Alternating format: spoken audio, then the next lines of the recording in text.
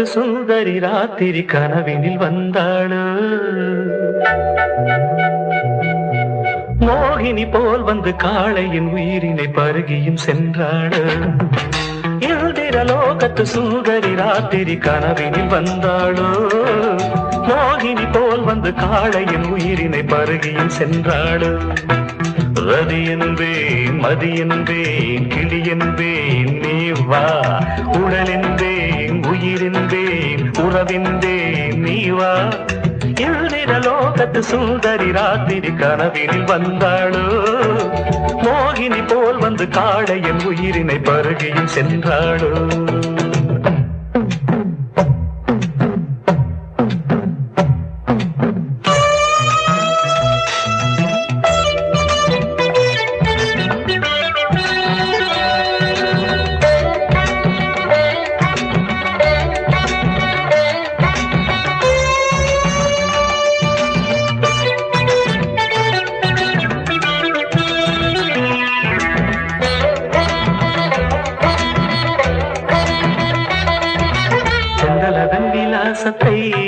தம் தோற்றம் அதில் பெற்று வந்தவள்.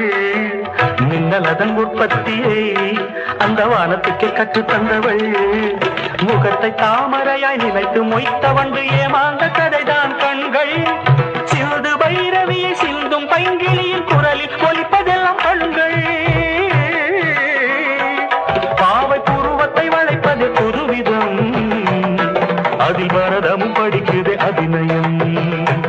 பாவை பூர்வத்தை வளைப்பது புதுவிதம், அதில் பரதமும் படிக்குது அபிநயம்.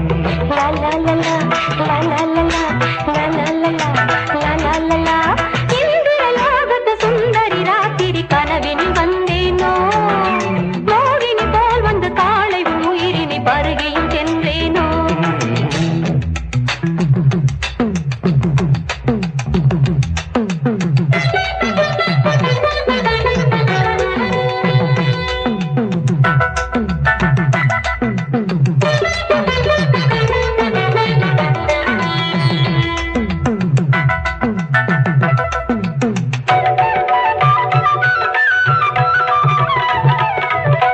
கலைமகள் ஆடினார், சலங்கைகள் குலுங்கினார்.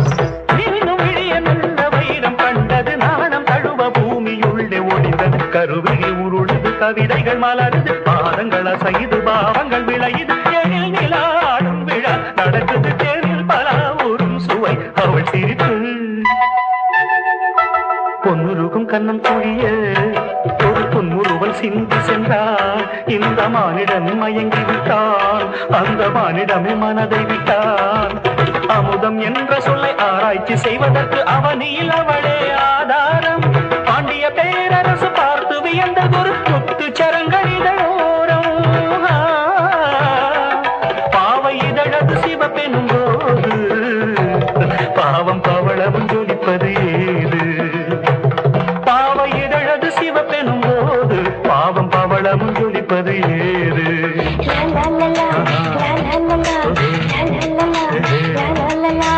இந்திர லோகத்து சுந்தரி ராத்திரி கனவினில் வந்தேனோ.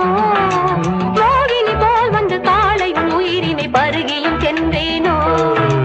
ரதி என்பேன் மதி என்பேன் கிளி என்பேன் நீ வா. உடல் என்பேன் உயிர் என்பேன் உறவென்பேன் நீ வா. இந்திர லோகத்து சுந்தரி ராத்திரி கனவினில் வந்தாளோ. மோகினி போல் வந்து காளையின்